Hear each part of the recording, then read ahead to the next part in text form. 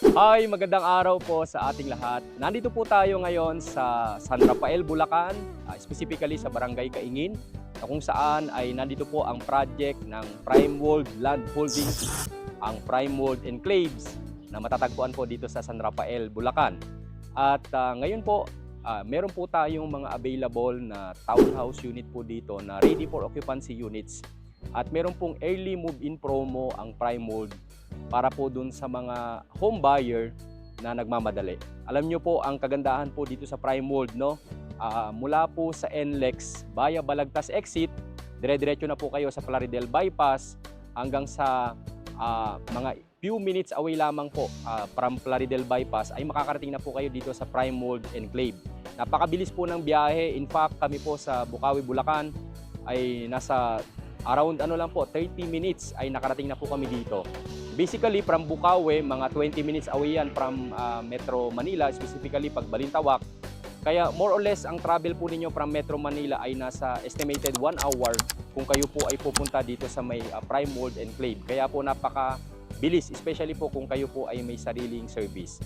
At right now, titignan po natin yung atin pong available na mga units. No? Pare-pareho lang naman ang itsura ng atin pong mga townhouses po dito sa Prime World. At yan po yung ating papakita at i-discuss po natin yung early move-in promo ng Prime World Enclave. Halika, tignan po muna natin ang atin pong actual turnover. So kung papansinin po ninyo, ang isa pong advantage, no, ng atin pong mga units dito, bagamat yung atin pong units ay katamtaman po ang sukat, no, with 41 square meter lot area at 47 square meter na floor area, kung papansinin po ninyo yung atin pong mga blocks, no, maaliwalas po siya. So sa ganito pong category ng housing, makikita nyo po talaga meron tayong pathwalk.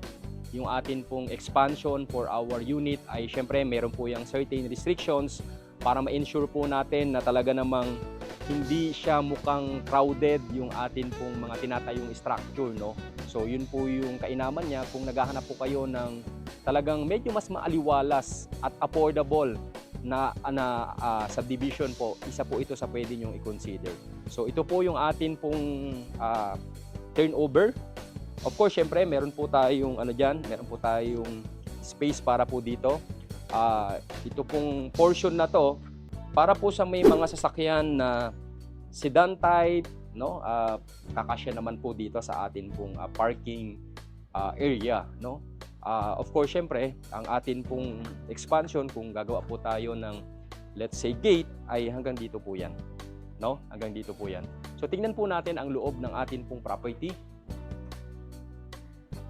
So ito, sakto lamang po ito, hindi po kalakihan ang atin pong unit, no. Basically, pwede nyo pong lagyan ng maliit na reception at yung ating pong dining area dito po sa ating loob po nito.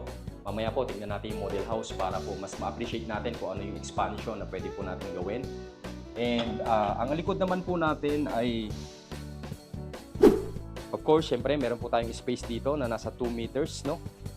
And dito po yung ating lababo.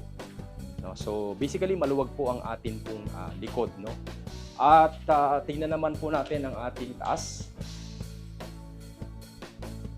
By the way, kung ano po yung nakikita nyo right now, ito na po yung actual turnover dito po sa Prime World Enclave, no?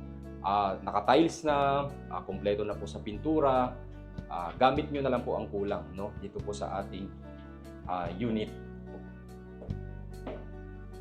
And kung napansin po ninyo, wala po tayong CR sa baba kasi ang atin pong comfort room ay nandito po sa ating second floor.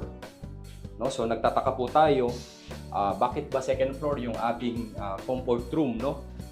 Of course, syempre meron din advantage kapag sa second floor, especially kung meron po tayong kapamilya na medyo mas may edad na, no? Nasa senior citizen, hindi na nila kailangan gumawa.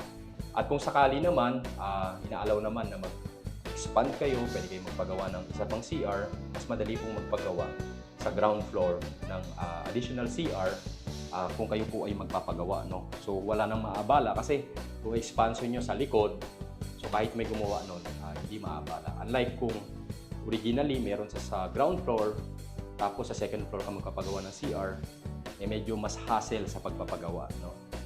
So ito yung ating isang room. No, kasya naman yung typical natin dito na bed, no? And we also have another room po dito. So naka-tiles naman na po itong ating mga rooms, no? So basically, gamit na lang po ang atin pong mga dadalhin pagdating po dito.